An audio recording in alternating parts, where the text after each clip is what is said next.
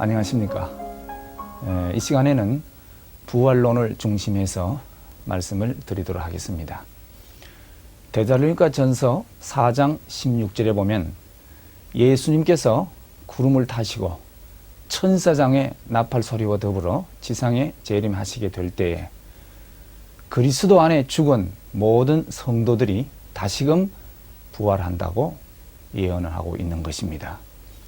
그러면은 이 성경 예언 말씀대로 끝날에 과연 죽었던 성도들의 몸이 다시금 부활될 수 있느냐 하는 문제가 되는 것입니다. 오늘날 현대인의 지성으로서는 도저히 이해할 수 없는 문제가 되는 것입니다. 그래서 이 시간에는 이 부활의 참된 의미가 무엇인지를 성서를 중심 삼고 다시 한번 알아보고자 하는 것입니다. 부활이라는 말은 문자 그대로 다시 부살활입니다. 다시 산다는 내용이 되겠습니다. 그러면은 다시 산다는 것은 우리 인간이 죽었기 때문이고 부활의 참된 의미를 알기 위해서는 죽음이 무엇을 의미하는 것인지 또 살림이라는 것은 무엇을 의미하는지 죽음과 살림에 대한 성서적 올바른 개념을 이해하지 않고서는 부활의 참된 뜻을 이해할 수가 없는 것입니다. 그래서 성경 누가복음 9장 60절에 볼 것 같으면은 예수님께서 한 제자가 부친이 돌아가셨으니 부친의 장사를 치르게 한 다음에 주를 따르게 해달라고 부탁을 했던 것입니다. 그때에 예수님께서 그 제자에게 말씀하시기를 죽은 자는 죽은 자들로 하여금 장사 치게 하고 너는 빨리 나가서 하나님의 나라를 전파하라고 했습니다. 여기에 보면 예수님의 말씀 가운데에는 두 가지의 의미가 있는 것입니다. 죽은 자는 죽은 자들에게 맡겨라는 말입니다. 여기에서 앞에서 말한 죽음, 그 죽은 자라고 하는 것은 그 청년의 부친이 죽은 것을 말합니다. 즉 바꿔 말하면은 육신의 목숨이 끊어진 것을 죽음으로 표현한 것입니다. 그런데 예수님의 말씀 가운데에는 육신의 목숨이 끊어져 죽은 시체를 장사를 치룰 수 있는 목숨을 갖고 살아가는 생각을 하고 활동을 할 수 있는 활동인 산 사람을 가르쳐 가지고 죽은 자라고 말씀을 했던 것입니다. 이 말씀은 결론적으로 말씀을 드리면은 예수님을 불신하고 하나님의 사랑권을 떠나서 사탄 주관권의 몸으로 살고 있는 타락한 인간을 죽은 자라고 표현하셨던 것입니다. 이것을 성경으로 더 구체적으로 말씀을 드려본다면 창세기 2장 17절에 하나님께서 아담을 창조하시고 선악과를 따먹지 말아라. 따먹으면 정령코 죽으리라고 말씀을 하셨던 것입니다. 그런데 아담이 하나님의 말씀대로 선악과를 따먹지 않으면 살 것이고 따먹으면 죽을 것이라고 했기 때문에 타락하기 전 아담 입장은 산 입장도 아니고 죽은 입장도 아닌 것입니다. 그러면은 아담이 선악 과실을 따먹지 아니했더라면 살았을 것이 아니냐. 그러면 살았더라면 어떻게 되었을 것이냐.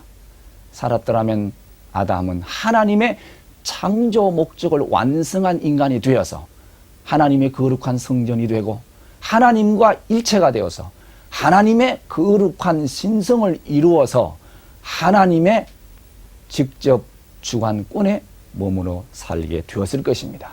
하나님의 사랑권에 머물러 살게 되었을 것이다 이 말이에요.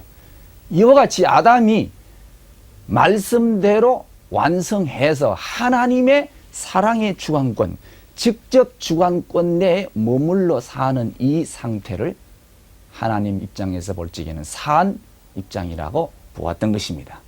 그런데 아담이 타락함으로 말미암아 사탄의 주관권 내에 떨어졌습니다. 사탄의 악성을 받아서 악한 인간이 되었다 이 말이에요. 그래서 선악과를 따먹으면 정령껏 죽으리라. 아담이 선악과를 따먹고 이 육신이 죽었습니까? 930살이 넘도록 오래오래 살았습니다. 선악과를 따먹으면 죽는다는 것, 죽음에 대한 말씀은 육신이 죽는 것을 의미한 것이 아니라 영의 죽음, 즉 하나님의 사랑 주관권에서 사탄의 주관권으로 떨어진 상태, 타락하여 원죄를 지니고 사망 가운데 살아가는 상태, 이 입장을 죽은 입장이라고 보았던 것입니다. 그래서 여기에 보면 사탄 주관권 내에 머물러 사는 타락한 인간은 죽은 입장이고, 하나님의 사랑 주관권 내에 머물러 사는 사람은 산 사람이다 이 말이에요. 그렇기 때문에 예수님께서 그 청년에게 죽은 자는 죽은 자들로 하여금 장사를 치르게 하라고 하신 말씀도 여기에 있는 것입니다. 그렇기 때문에 요한계시록 3장 1절에 보면 비신앙적인 사두교의 교인들에게 향해서 너희들은 살았다는 이름을 가졌으되 죽은 자로다, 이렇게 표현을 하셨고, 요한복음 11장 25절에 볼 것 같으면 나는 부활이요 생명이니 나를 믿는 자는 죽어도 살겠고 영원히 죽지 아니하리라. 나를 믿으면 죽어도 살겠다. 영생한다는 말은 예수님을 믿음으로 말미암아 우리는 하나님의 주관권으로 돌아가기 때문에 산자가 되는 것입니다. 또 내가 육신은 죽어서 흙으로 돌아간다 하더라도 내 속사람 영인체는 하늘나라 들어가서 영생하기 때문에 영원히 산다는 말씀인 것입니다. 그렇기 때문에 여기에서 하신 말씀은 육을 두고 하신 말씀이 아니라 영적인 삶과 죽음에 대한 말씀인 것을 우리가 알아야 되는 것입니다. 그렇게 본다면 이 부활이라는 말은 죽었던 입장에서 다시금 삶 입장으로 돌아가는 것입니다. 그렇기 때문에 예수님께서 하신 그 부활의 의미라고 하는 것은, 성경에 나타나 있는 부활의 의미라는 것은 육신이 죽었다가 죽은 그 육신이 다시금 살아나는 것을 말하는 것이 아닙니다. 왜냐하면 하나님의 창조 원리를 놓고 보게 되면은 하나님께서 우리 인간을 위하여 서서 영원한 무형 실체 세계와 순간적인 유형 실체 세계를 인간을 위해서 두 세계를 창조를 하셨던 것입니다. 그래서 우리 인간의 마음을 닮아서 시공간을 초월하는 영원한 무형 세계와 우리 인간의 몸을 닮아서 시공간의 제약을 받는 순간 유한적인 유형 실체 두 세계를 창조하시고 무형 유형 두 세계를 주관할 수 있는 실체 인간으로서 우리 인간의 영인체와 육신을 지었었던 것입니다.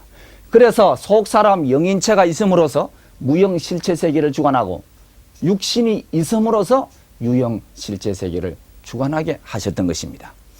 그리고 하나님의 창조 원리로 놓고 보면 인간은 육신을 터로 해서 속사람 영인체가 완성해서 완성하게 되면 육신을 벗어버리고 이 영인체는 하늘나라 들어가서 영생하게끔 되어 있다 이 말이에요. 그렇기 때문에 전도서 12장 7절에 보면 육신은 흙으로 돌아가고 영은 하나님께로 돌아간다고 했습니다. 그래서 육신과 영인체의 관계는 나무에 비하면 과목과 열매와 같습니다. 나무에서 열매가 다 익으면 열매를 따다가 곡간에 들어갑니다. 이와 마찬가지로 우리 인생은 육신을 터로 해서 지상 100년의 삶을 통해 가지고 하나님의 뜻을 중심 삼고 선의 생활을 하게 되면은 이 영인체가 선의 영인체로 완성하게 되어 있어요. 그래서 창조 원리를 볼 것 같으면은 영인체는 육신으로부터 오는 생력 요소와 하나님으로부터 받는 생소를 중심해서 주고받는 수수작용을 해서 육신을 터로 해서 영인체가 완성하게 될 것 같으면은 영인체 옷과 같은 육신은 벗어버리고 이 영인체는 하늘나라 들어가 가지고 영생하게끔 하나님이 창조하신 것입니다.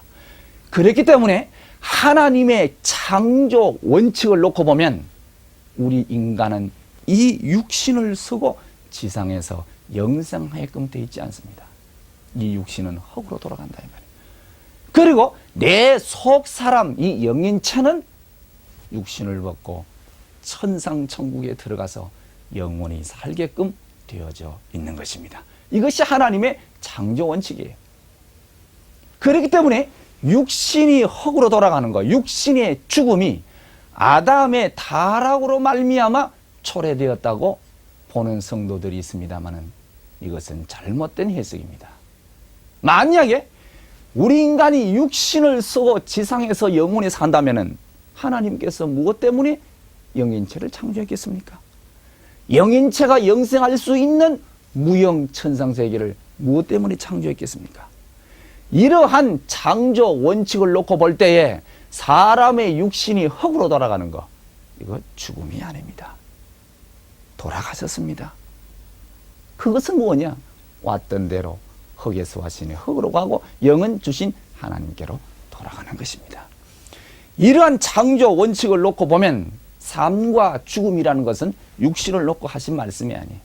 내가 하나님의 사랑 속에 하나님의 직접 주관권 속에 선하게 살면 산자가 되는 것이고 하나님의 사랑을 떠나서 하나님의 직접 주관권을 떠나서 죄를 지어 사탄 주관권 안에 살게 되면 이것은 바로 죽은 자와 같다 이 말이에요. 그렇게 본다면 대단히 죄송한 이야기지만은 저나 여러분들이나 오늘날 이 타락한 세계에 살고 있는 모든 타락한 사람은 하나님 입장에서 본다면 시체와 같이 다 죽은 자입니다. 시체에 있는 곳이 무덤이 아닙니까? 이 세상은 무덤 같은 세상이다 이 말이에요. 그렇기 때문에 부활이라는 말은 다시 산다는 말이고 다시 산다는 부활의 의의를 한번 정리를 해본다면 인간의 타락으로 초래된 죽음은 즉 사탄 주관권 내에 떨어진 입장으로부터 하나님의 복귀 섭리에 의해서 하나님의 직접 주관권 내로 복귀되어 가는 과정적 현상을 부활이라고 했습니다. 즉 악성을 벗어버리고 하나님의 신성을 복귀해 나가는 과정적 현상, 이게 부활입니다. 사탄 주관권에서 하나님의 사랑의 주관권으로 돌아가는 과정적 현상이 부활이다 이 말이에요. 그렇기 때문에 어제의 나보담도 오늘의 나는 보다 더 하나님의 사랑을 받고 하나님의 주관권으로 돌아왔다면 어제의 나보담도 오늘의 나는 부활된 나요. 오늘의 나보담도 내일의 나는 보다 더 하나님의 주관권으로 신성을 가진 선의 인간으로 복귀되어 간다면 나는 오늘의 나보담도 내일의 나는 더 부활된 나로서 복귀되어 간다는 것을 알 수 있습니다. 그렇기 때문에 부활이라는 것은 육신이 죽은 시체가 다시 살아나는 것을 의미하지 않습니다. 사탄 주관권에서 하나님의 주관권으로 복귀 섭리에 의해서 돌아가는 과정적 현상을 부활이라고 하는 것입니다. 그렇기 때문에 요한복음 3장 14절에 보면 사랑치 않는 자는 사망에 거하느니라고 했습니다. 로마서 6장 23절에 보면 죄의 삭은 사망이요 하나님의 은사는 영생이라고 했고 로마서 8장 6절에 보면 육의 생각은 사망이요 영의 생각은 생명과 편안이니라고 하신 말씀도 이러한 의미를 가지고 있다고 하는 사실을 우리가 알아야 되는 것입니다. 그렇게 본다면 부활과 오해적 변화, 죽은 입장에서 산 입장으로 부활되어 돌아오게 될 때에 죽었던 입장과 부활된 입장과의 인간의 모습은 외형적으로는 아무 변화가 없습니다. 아담의 하가 선악 과실을 따먹기 전에는 산 입장이요. 따먹고 이후는 죽은 입장이다 이 말이에요. 타락하기 전 아담의 모습이나 타락한 죽은 입장의 아담의 모습이 적어도 외형적으로 다른 것이 없습니다. 있다면은 하나님의 말씀을 불신하고 사탄의 유혹에 의해서 혈연적 관계를 맺음으로 말미암아 양심의 가책에 의한 불안과 공포로 얼굴이 초조한 빛은 보였을지 모르지만 근본적인 육적 외형의 변화는 있을 수 없습니다. 그리고 예수님과 죄인의 외형이 다름이 있습니까? 예수님은 원죄가 없으신 분이요 하나님의 창조 목적을 완성한 인간으로 오셨습니다. 원죄를 지니고 시체와 같이 사망 가운데 살아가는 타락한 인간이나 예수님의 모습을 볼 때 외형적으로 변화가 있을 수 없습니다. 그렇기 때문에 외형적인 변화가 있는 것이 아니라 죽음 입장에서 삶의 입장으로 부활해 돌아가는 것은 심령의 변화를 의미하는 것이지 육적 외형적 변화는 의미하는 것이 아닙니다. 그러면은 우리 타락한 인간은 다 죽은 인간이다 이 말이에요. 우리는 다시 살아나야죠. 부활돼야죠. 그래서 하나님께서는 타락으로 말미암아 사망 가운데 살아가는 우리 인생들을 그냥 버려 두시지 아니하시고 부활 섭리를 하시는 것입니다. 그렇기 때문에 부활 섭리라고 하는 것은 타락한 인간으로 하여금 창조 본연의 인간으로 복귀하는 과정적 내용, 과정적 섭리를 부활 섭리라고 하는 것입니다. 그렇기 때문에 이 부활 섭리는 본래의 타락하기 전 선의 입장으로 돌이키는 복귀 섭리이기 때문에 부활 섭리는 바로 복귀 섭리요. 복귀 섭리는 말씀을 잃어버리고 타락한 인간에게 다시 말씀을 주셔서 선의 입장을 회복시키고 창조 목적을 완성하게 하는 재창조 섭리이기 때문에 부활 섭리는 바꾸어 말하면 재창조 섭리다 이 말입니다.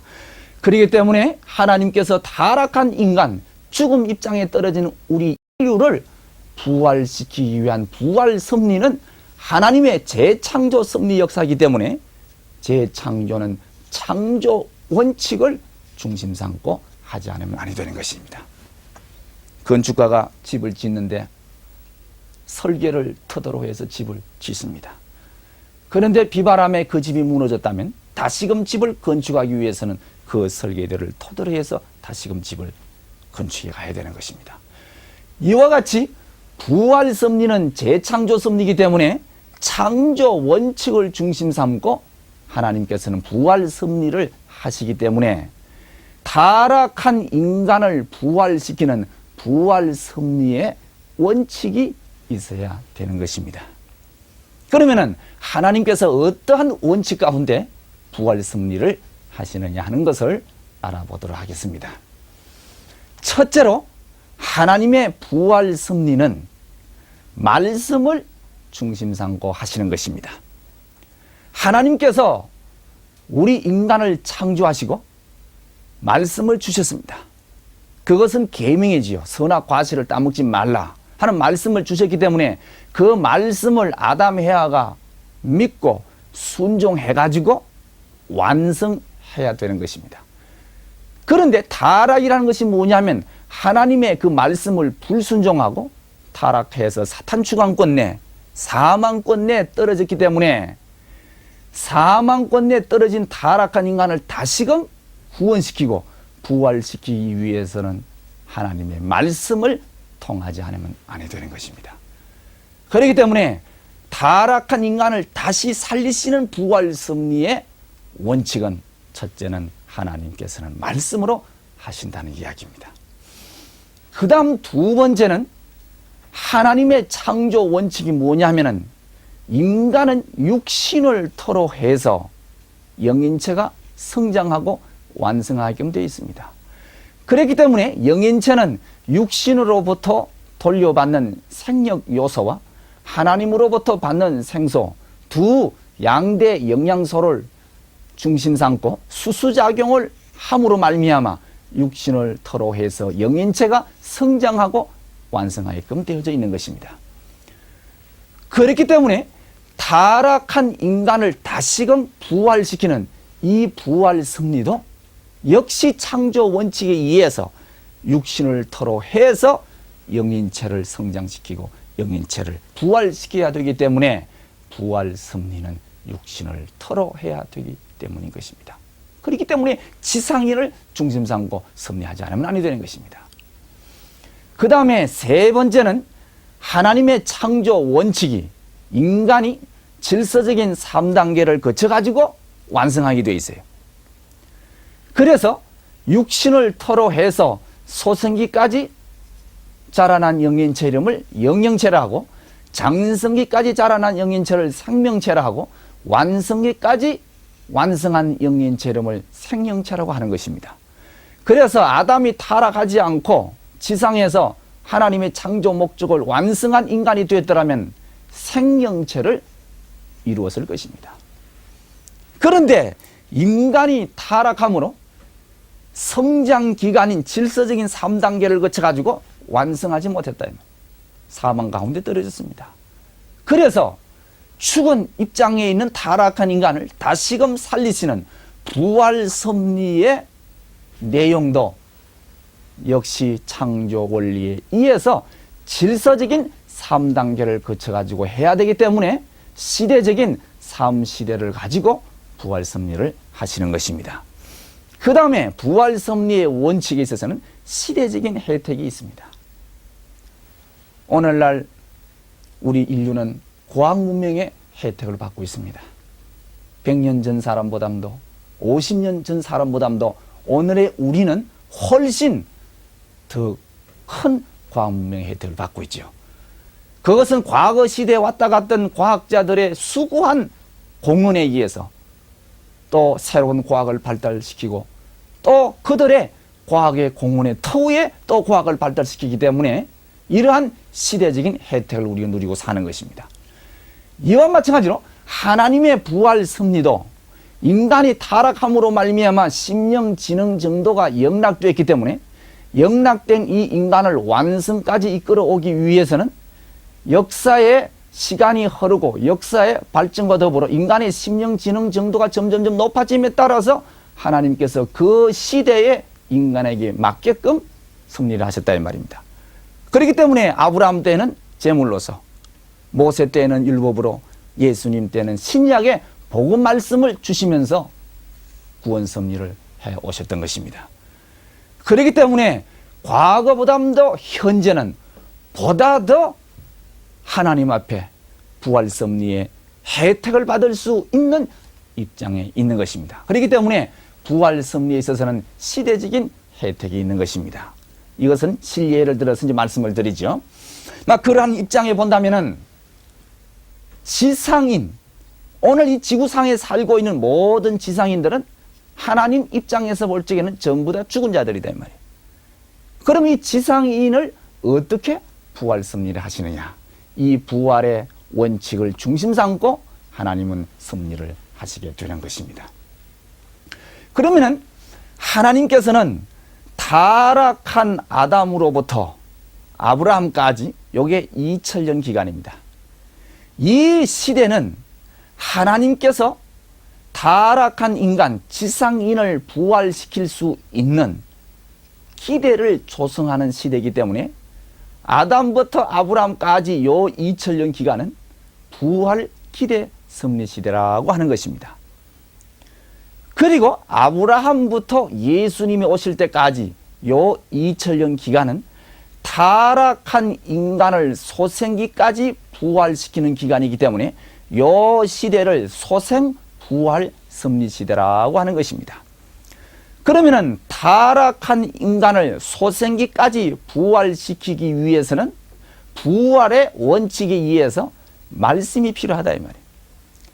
그래서 소생기까지 부활시키기 위해서 주신 말씀이 있으니 이것이 바로 율법의 말씀이다 이 말입니다.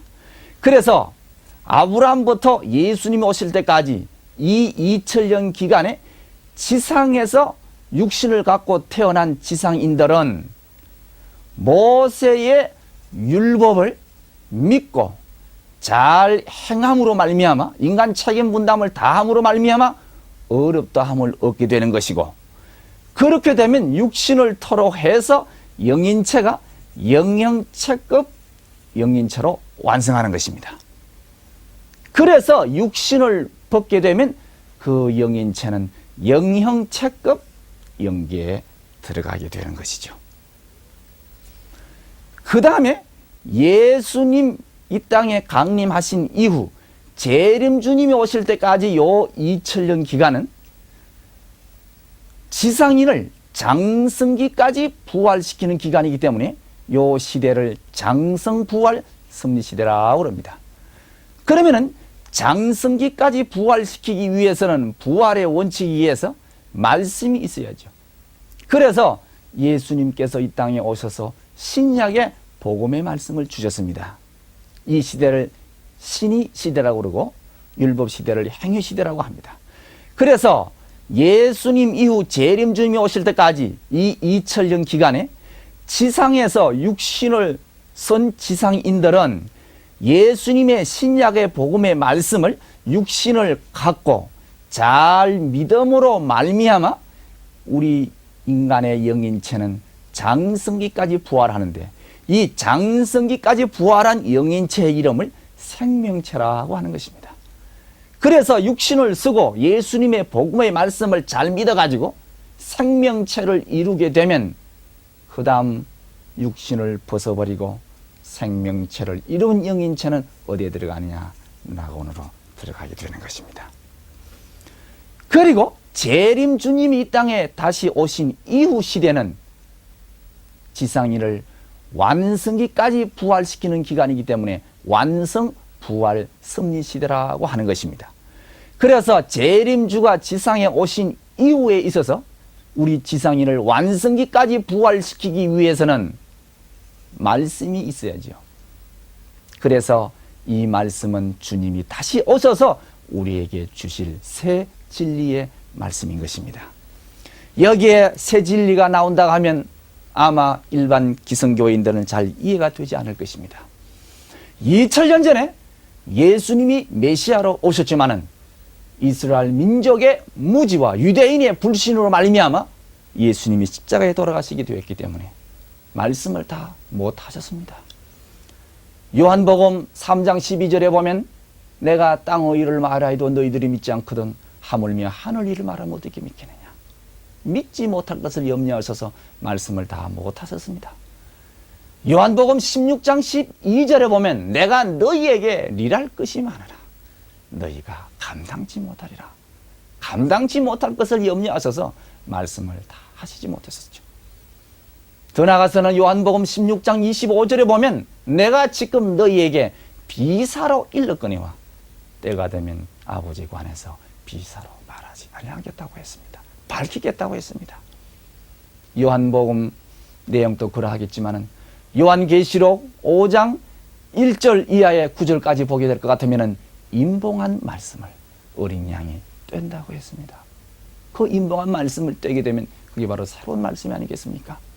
그리고 요한계시록 10장 11절에 보면 많은 백성과 나라와 임금에게 다시금 예언해야 되리라고 예언을 하고 있는 것입니다.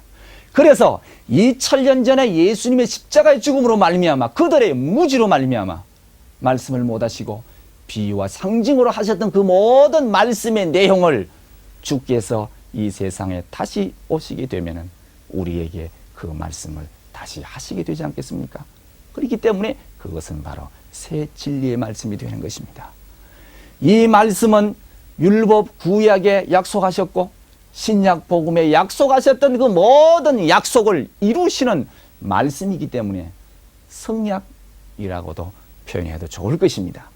그래서 이 시대에 태어난 지상인은 재림 주님의 새 말씀을 육신을 토로해서 잘 믿게 되면 주님을 잘 받들어 모시는 시대, 시시대 잘 받들어 모시면서 그 말씀을 믿게 되면 육신을 토로해서 그 영인체가 완성기까지 완성하는데 완성기까지 완성한 영인체 이름을 생영체라고 하는 것입니다.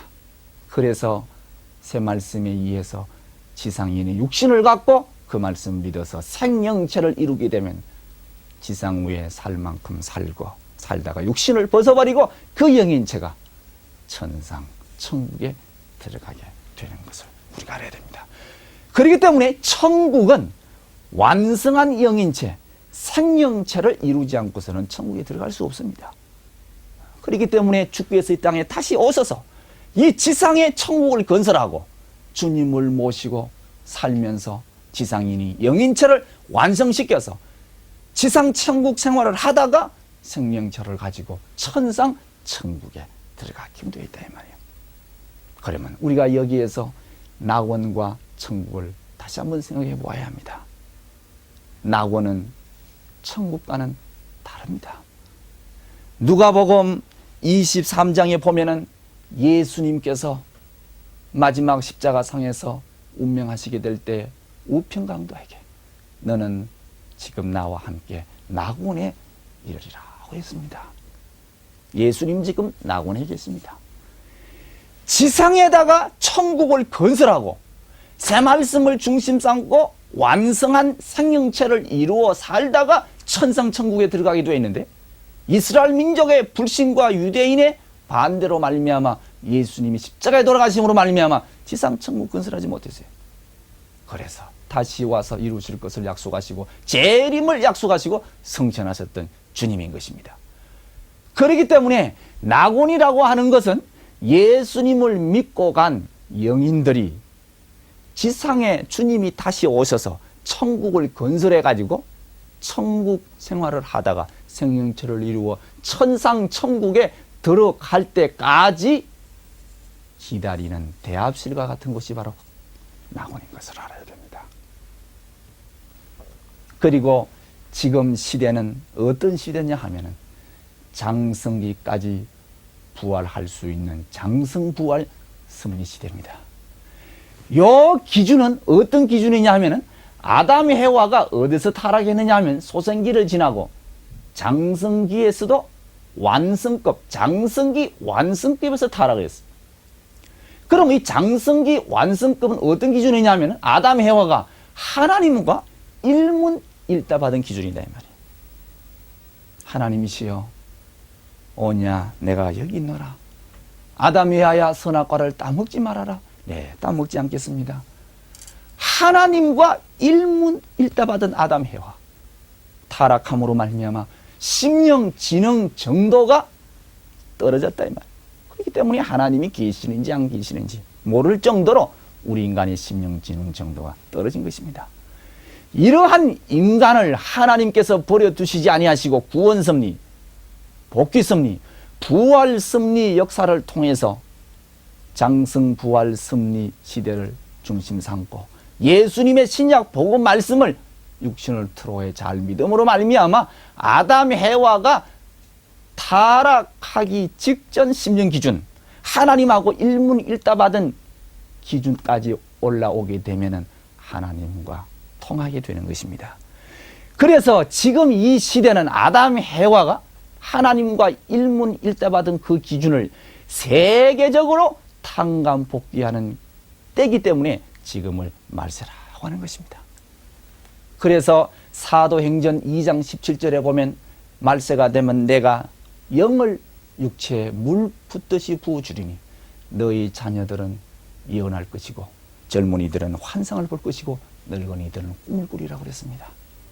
그래서 오늘날 전 세계적으로 영계를 통하는 영통인들이 얼마나 많습니까? 지금 때가 바로 그런 때이기 때문이다. 이게. 그래서 아담 해아가 하나님하고 통하던 일문일답하던 그 기준을 복귀해 올라올 것 같으면 하나님으로부터 계시를 받게 되는 것입니다. 어떤 계시를 받느냐 하면은 너는 주다는 계시를 주시는 것입니다. 오늘날 수많은 기독교 성도들이 열심히 주를 믿고 깊은 기도와 신앙생활을 통해서 이 기준까지 올라오게 되면은 하늘이 너는 주다는 계시를 주는데 왜 주라는 계시를 주는지를 모르기 때문에 너는 주다는 계시를 받은 사람들이 자기가 재림주인 줄 알고 재림주 자처하는 사람들이 많이 있지요. 그래서 모처럼 정성 들여 받은 그 은사를 잘못 생각해서 적그리스도의 하늘 앞에 반역하는 행위를 하는 불행한 일들이 많이 벌어지고 있는 것입니다. 그래서 이 시간에는 왜 주라는 계시를 하늘에 주시느냐? 첫째 이유는 하나님께서 아담 혜와를 지어놓으시고 축복해 주셨는데 천지 만물을 주관하라는 축복을 주셨습니다. 만물의 주가 되라 이 말이에요. 그런데 아담 혜와가 타락함으로 만물보다 못한 입장이 떨어졌고 만물의 주관 자격을 상실해버렸다 이 말이에요. 그렇지만은 하나님의 부활 섭리 역사에 의해서 장성기까지 부활되어 아담 혜와가 타락하기 직전 식량 기준까지 부활되어 올라올 것 같으면은 하나님께서 또다시 아담 혜와에게 만물의 주가 되라는 그 축복을 주신 것 같이 만물의 주관 자격을 복귀했다고 하는 그런 뜻의 의미로서 너는 주다는 계시를 주는 것입니다. 재림주이기 때문에 주라는 주가 아니에요. 만물의 주관자 입장을 회복했다는 뜻으로 너는 주라는 계시를 주는 것입니다. 또 하나 이유는 이 정도의 계시를 받을 정도로 잘 믿는 성도라면 다시 오시는 재림주 앞에 2000년 전 예수님 앞에 세례요한처럼 주의 앞길을 곱게 해야 할 세례요한적인 사명, 주님의 대신 사명자들이기 때문에 주라는 계시를 주시는 것입니다. 그렇기 때문에 이라는 계시를 받게 되면 더욱 온유 겸손한 마음을 갖고 주를 위해서 보다 더 헌신하고 충성을 다해야 할 우리가 되어야 되는 것입니다.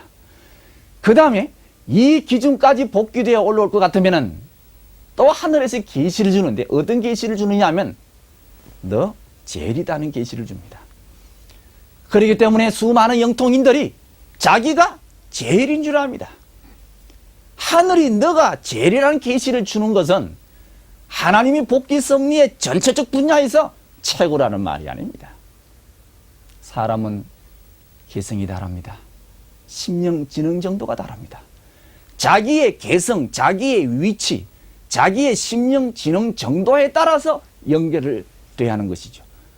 그리고 말세에서의 수많은 영통인들은 하나님의 전체적인 복귀 섭리를 이루어드리는 부분적인 사명을 갖고 있습니다.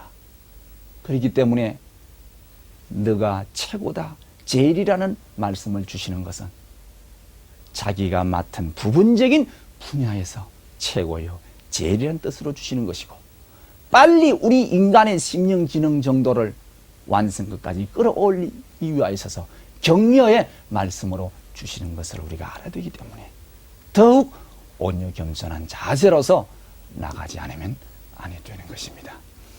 그래서 하나님께서는 지상인에 대한 부활 섭리는 이러한 섭리를 통해서 부활시킨다는 것을 말씀을 드렸던 것입니다. 그 다음에는 영인들에 대한 부활 섭리입니다. 이미 육신을 벗어버리고 영계에 간 영인들은 어떻게 부활하느냐 이 말이에요.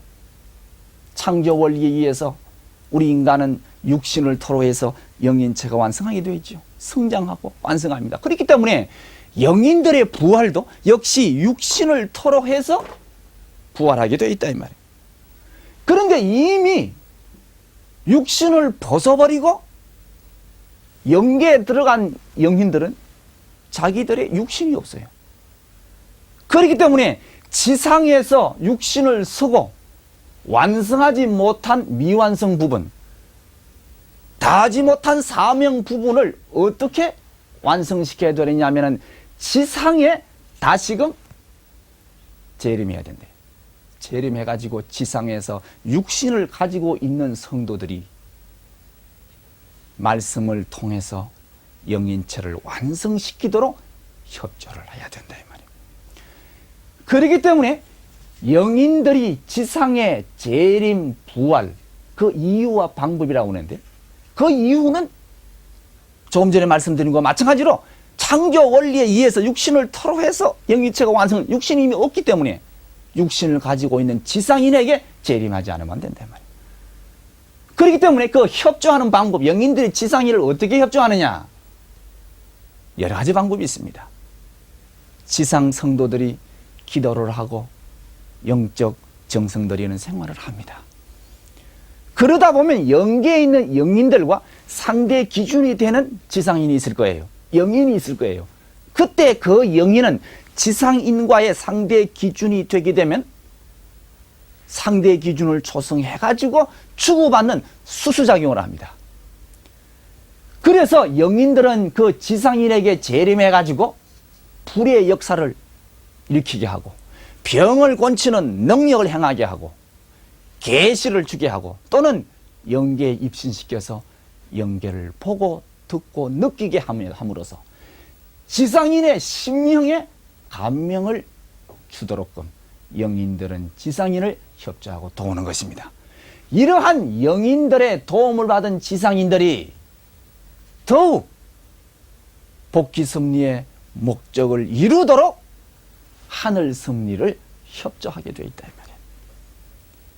이러한 영인들이 지상에 재림해가지고 지상인들을 협조함으로써 그 영인들의 협조를 받은 지상인들이 복귀 섭리의 목적의 뜻을 이루도록 지상에서 일을 많이 하고 부활 섭리의 혜택을 받아서 성장한 다음에 육신을 벗고 천상으로 들어갈 때에 그 지상인을 도운 영인들도 동일한 혜택을 가지고 천상에 들어가는 것입니다. 그러면은 구체적으로 한번 이야기를 해보지요. 기독교를 믿고 간 영인들의 재림 부활입니다. 조금 전 강의에 있어서 소생기까지 부활한, 즉 말하면은 영영체급 영인체를 이루어 가지고 소생급 영계, 영영체급 영계에 들어간 영인들은 낙원에 들어가기를 원합니다. 그러면은 낙원에 들어가려면은 예수님이 강림하셨을 때 예수님의 그 복음의 말씀을 육신을 가지고 있는 지상인들이 육신을 갖고 있을 때에 그 복음의 말씀을 잘 믿어야만이 그 영인체가 생명체를 이루어서 육신을 벗고 낙원에 들어가게 되어 있습니다. 그런데 이미 육신을 벗어버리고 영영체급 영계에 들어간 영들은 바로 낙원으로 갈 수 없다 이 말이에요. 그러니 구약 시대에 영영체급 영인체를 이루어서 영계에 들어간 그 영인들은 예수님께서 강림하실 때에 전부 다 지상에 재림합니다. 지상에 역시 재림해요. 재림해가지고 예수님을 믿음으로써 낙원 갈 수 있는 지상인에게 영적으로 재림해가지고 예수님을 잘 믿도록 협조한다 이 말이에요. 협조를 한다 이 말이에요. 이래가지고 그 영인들의 협조를 받은 지상인들이 예수님을 잘 믿음으로 말미암아 육신을 토로해서 생명체를 이루어서 육신을 벗고 나중에 낙원으로 들어갈 때에 이 지상인을 도운 이 영인들이 동일한 혜택을 받아서 낙원으로 같이 들어가는 것입니다. 그렇기 때문에 성경 내용을 보면 유다서 1장 14절에 보면 말이죠. 어떤 성경 기록이 있느냐 하면 보라 주께서 그 수만의 거룩한 자와 함께 임하셨나니라. 예수님이 지상에 강림하실 적에 거룩한 자들과 함께 임하셨다는 것은 구약 시대에 율법을 믿고 간 영영체급 영계인 영들이 예수님의 강림할 때 전부 다 지상에 재림을 했던 것입니다. 이 실예로서 예수님께서 십자가에 돌아가시고 부활하시게 될 때에 마태복음 27장 52절에 보면 무덤에서 많은 사람들이 일어나 가지고 예루살렘 성에 들어가서 보였는지라고 했습니다. 문자 그대로 무덤이 열리고 자던 시체가 일어난 것이 아닙니다. 그것은 구약 시대의 영들이 예수님의 강림으로 말미암아 낙원 갈 수 있는 부활 섭리의 새로운 시대적인 혜택권을 만들어 놓았기 때문에 그 혜택을 받기 위해서 지상에 재림한 영인들의 모습을 마태가 영적으로 보고 기록한 내용인 것입니다. 그 하나의 예로서 엘리야와 세례 요한의 예가 있습니다. 엘리야라고 하는 대선지는 예수님 이전 900년 전 사람입니다. 솔로몬이 음란으로 타락되고 이방 여인들을 왕비로 삼아서 하나님의 거룩한 성전 이상을 중심하고 메시아를 맞이할 수 있는 기대를 조성하지 못하고 말년에 타락됨으로 말미암아 성전 이상에 사탄이가 침범했기 때문에 이 사탄이를 분립시키고 메시아를 맞이할 수 있는 기대를 조성하기 위한 특수한 사명을 띠고 엘리야가 선지자로 그 당시에 왔던 것입니다. 그렇지만 그 사명을 다하지 못하고 성천했기 때문에 엘리야는 다시금 메시아에 앞서서 재림하지 않으면 안 해야 된다고 말라기 선지자는 예언하고 있었던 것입니다. 그런데 예수님께서는 지상에 태어난 세례 요한을 가리켜서 엘리야라고 그랬어요. 그리고 세례 요한은 엘리야의 신명과 능력으로 왔다고 했습니다. 그것은 무슨 말이냐 하면 이미 영계가 있는 그 엘리야가 자기가 900년 전에 메시아의 앞길을 걷게 하는 사명을 다하지 못했기 때문에 그 엘리야의 영인체는 자기와 동일한 사명을 갖고 온 세례 요한에게 재림해가지고 영적으로 협조해서 세례 요한이 그 사명을 다함으로 말미암아 자기의 사명을 다하게 해서 나중에 천국 갈 때에 동일한 혜택을 받아서 하기 위해서 세례 요한에게 엘리야가 재림했던 것입니다. 그렇기 때문에 예수님은 세례 요한을 가르쳐서 바로 엘리야라고 한 이유도 바로 거기에 있는 것입니다.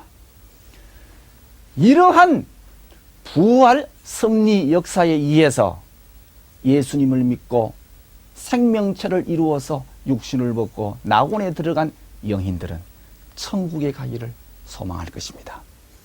이 천국도 바로 들어갈 수가 없습니다.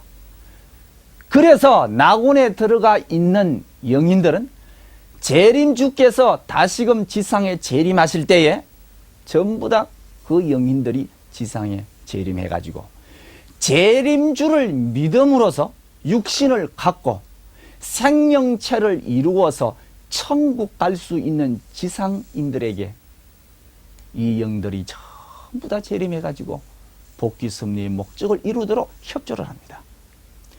이러한 영인들의 협조를 받은 지상인들이 재림주님을 잘 믿고 받들어 모셔서 하나님의 뜻을 지상에 이루게 됩니다.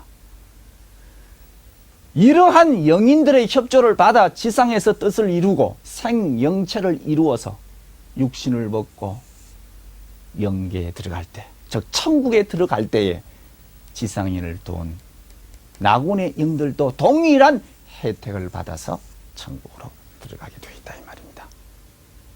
그렇기 때문에 히브리서 11장 39절에 보면 우리가 아니면 저희가 온전함을 이루지 못한다고 기록하고 있습니다. 우리가 아니면 저희가 온전함을 이루지 못한다. 저희라는 것은 바로 낙원에 있는 영들을 말하는 것이고 우리라는 것은 바로 지상 성도들을 말하는 것입니다. 그렇기 때문에 낙원에 있는 영들이 지상에 있는 우리가 아니면 그들이 온전함을 이루지 못한다 이 말이에요. 그렇기 때문에 재림 부활의 역사는 지상에서부터 이루어져요. 그래서 마태복음 16장 19절에 보면 예수님께서 말씀하시기를 천국문 열쇠를 지상 베드로에게 주십니다. 무엇이든지 땅에서 매면 하늘에서 매일 것이고 땅에서 풀면 하늘에서 풀린다고 그랬습니다. 마태복음 18장 18절에도 너희가 땅에서 풀면 하늘에서도 풀리고 땅에서 매면 하늘에서도 매인다고 그랬습니다. 그렇기 때문에 재림 부활의 완성은 지상에서 이루어져야 됩니다. 그렇기 때문에 영계의 모든 영들은 마지막 끝날에 지상에 재림해가지고 재림주를 협조함으로써 재림 부활의 완성의 혜택을 입어서 천국으로 들어가고자 하는 것입니다. 그러면은 예수님을 믿고 간 기독교 영들은 이렇게 재림 부활의 혜택을 받습니다마는 기독교를 믿고 간 영들 이외의 영들의 재림 부활은 어떻게 할 것이냐 이 말이에요.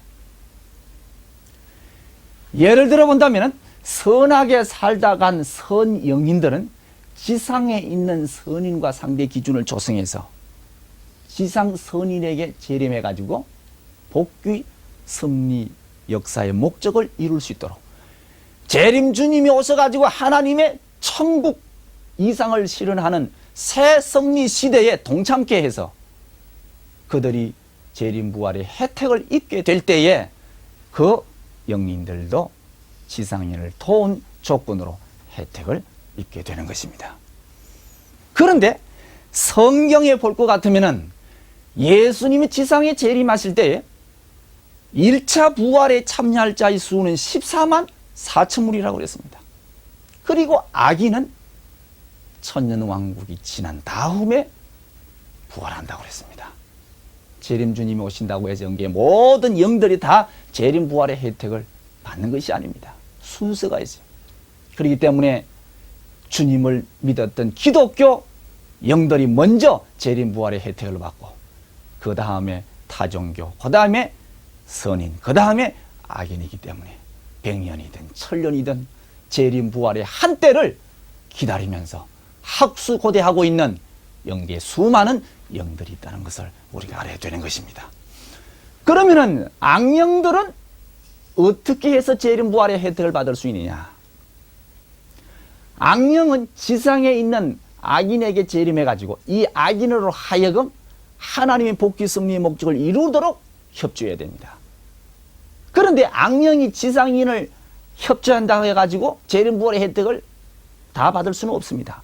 어떤 경우에 혜택을 받느냐 하면은 예를 들어서 여기에 갑이라는 사람이 있습니다. 이 갑이라는 사람이 새로운 하나님의 복귀 섭리 새 시대에 동참할 수 있는 은총을 받았는데 이 사람이 조상의 어떤 죄가 있다든가 자신의 어떤 죄가 있으면은 이것을 탕감해가지고 청산하지 않고서는 하나님의 새로운 섭리 시대에 새 시대에 동참할 수 없다면 그때 하나님께서는 이 사람의 자신의 죄나 조상의 죄를 탕감하기 위해서 벌을 내립니다. 고통을 가합니다.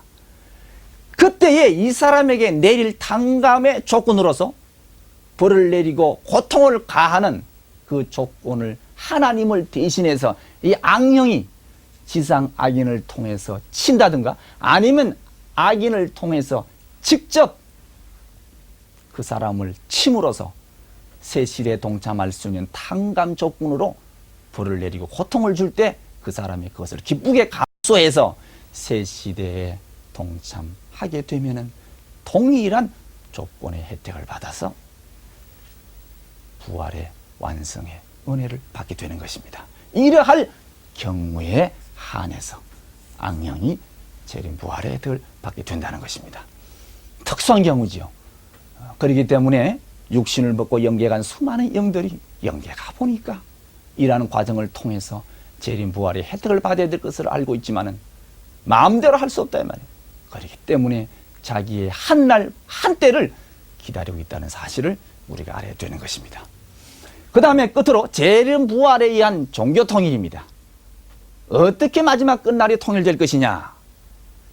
여기에 보면 지상에서 회교를 믿고 간 영들은 영계에 가서 자기들을 중심으로 하고 모입니다. 지상에 보면 대한민국은 대한민국 백성들끼리 모여 살고 미국은 미국인들끼리 모여서 합니다. 이와 같이 영계도 같은 심령이 통하는 심령 기준에 맞는 사람끼리 모여서 살게 되어 있다고요. 선인은 선인끼리, 악인은 악인끼리. 그래서 지상에서 유대교를 신봉하다가 죽어 영계 간 영인들은 그 유대교를 믿고 간 영인들끼리 모여서 한 그룹을 이루고 있습니다. 그 다음에 기독교는 기독교대로 영계 가서 기독교권을 이루고 있죠. 그 다음에 지상에서 불교를 믿고 간 영인들은 자기 불교를 믿고 간 영인들끼리 모여 있습니다. 그 다음에 유교인들은 유교인대로, 힌두교를 믿고 간 교인들은 영계 가서라도 같은 믿는 신앙자끼리 모여 있는 것입니다. 그렇지만은 재림 부활 승리의 역사에 의해서 이들의 영인의 간절한 소망은 마지막 끝날의 이 지상에 재림 주님이 오실 것을 압니다. 그렇기 때문에 재림 주님의 재림의 역사, 새 시대 새 말씀을 갖고 오신 재림 주님의 그 말씀을 통하지 않고서는 영인들의 부활의 완성이 있을 수 없기 때문에 전부 다 지상에 재림해가지고 자기가 지상에 있을 때 믿고 간 같은 종교 계통의 지상인에게 영인들이 재림해가지고 재림 주님 앞으로 메시아 앞으로 가도록 영인들이 협조를 하게 되는 것입니다. 유대교인들은 그 영은 유대교 지상인에게, 기독교는 기독교대로 그 영들이 지상인에게 전부 다 이렇게 해가지고 어디로 가도록 보내느냐, 메시아 재림주 앞으로 가도록 보내는 것입니다. 이렇게 보내가지고 재림주의 새 말씀을 잘 믿게 하고 재림주님 중심에가 천국 건설에 동참케 하고, 그렇게 함으로 말미암아 그 지상인이 육신을 쓰고 생명체를 이루어 육신을 벗고 천상천국에 들어갈 적에 이 모든 영들이 동일한 혜택을 받고 들어가고자 하는 것입니다. 그런데 그 영들이 지상에 재림해가지고 자기가 신봉하고 갔던 지상 같은 종교 지상인에게 재림해가지고 재림주 앞으로 가라 그러면 잘 가겠습니까? 지상의 종교가 틀리니까. 이걸 어떻게 하느냐 하면 각 종교마다 재림 사성을 다 가지고 있어요. 불교에는 끝날에 누구 오느냐? 미륵불이 온다. 유교에는 진인이 온다. 천도교에서는 최수훈이가 온다. 그리고 정감록에는 정도령 의예왕이 온다고 믿고 있습니다. 그렇기 때문에 불교의 영들은 지상의 불교인들에게 나타나가지고 미륵불이 왔다 가보아라. 와보면 재림주님입니다. 진인이 왔다 가보아라. 가보면 재림주님입니다. 정감록을 믿고 갔던 영들은 지상의 같은 종교교회 등이 지상에 나타나가지고는 주님 앞으로 가라는 거 알겠어요? 그러니까 정도령이 왔다. 의예왕이 왔다 가보아라. 그래서 영인들을 시키는 대로 찾아가서 보니 그분이 바로 재림주이시더라 이 말이에요. 그렇기 때문에 마지막 인류를 구원시키러 오시는 재림 주님은 불교 교인 입장에서 보면 미륵불이요, 유교 입장에 보면 진인이요, 정감록 입장에서 보면 정도령이에요. 바른 하나님의 말씀을 갖고 오시는 재림 주님. 이렇게 됨으로 말미암아 영계에 있는 수많은 영들이 지상에 재림해가지고 재림 부활의 혜택을 받기 위해서 지상인들을 재림주 앞으로 인도하지 아니할 수 없습니다. 그렇게 되면 자동적으로 통일이 되죠. 그래서 재림 부활에 의한 종교 통일이 성취되는 것입니다. 이것은 남의 이야기가 아닙니다. 여러분의 이야기요, 나 자신의 이야기예요. 내가 어디서 왔습니까? 우리 조상 선조를 무시하고 내가 나올 수 없습니다. 수많은 우리의 조상, 우리의 선조들이 지금 영계에 가가지고 자기 후손 가운데 재림의 새 역사에 동참할 수 있는 후손이 나타나기를, 자기 후손들에게 역사해가지고 가게끔 얼마나 노력하고 일쓰고 몸부림치고 있다는 사실을 알아야 됩니다. 여러분, 우리 인생의 참된 삶이 무엇이겠습니까? 어머니 복중에 10개월은 인생의 100년의 삶을 위하는데 목적이 있지 않습니까? 어머니가 아기를 가져서 10개월 동안 아름다운 마음, 선한 성품, 영양 섭취를 잘해야만이 아기가 건강하게 인격적으로 태어나야만이 100년을 보람되게 살 수 있는 것처럼 우리 인생 100년을 어떻게 사느냐에 따라서 나의 속사람 영인체가 영원한 하늘나라의 삶이 결정되는 것입니다. 여러분은 지금까지 무엇을 위해 살았습니까? 이제 우리는 창조주로 계시고 천지의 대주제로 계시고 인류의 영원한 참부모로 계시는 하나님 아버지의 뜻을 알고 하나님의 참 아들 딸이 되어서 당신의 축복대로 선의 가정을 이루어 선의 천국 생활을 할 수 있는 메시아 한 분을 모셔서 어렵게 사는 것이 인생의 마지막 가치적인 참된 삶인 것을 강조해 드리면서 오늘 부활로 마치고자 합니다. 대단히 감사합니다.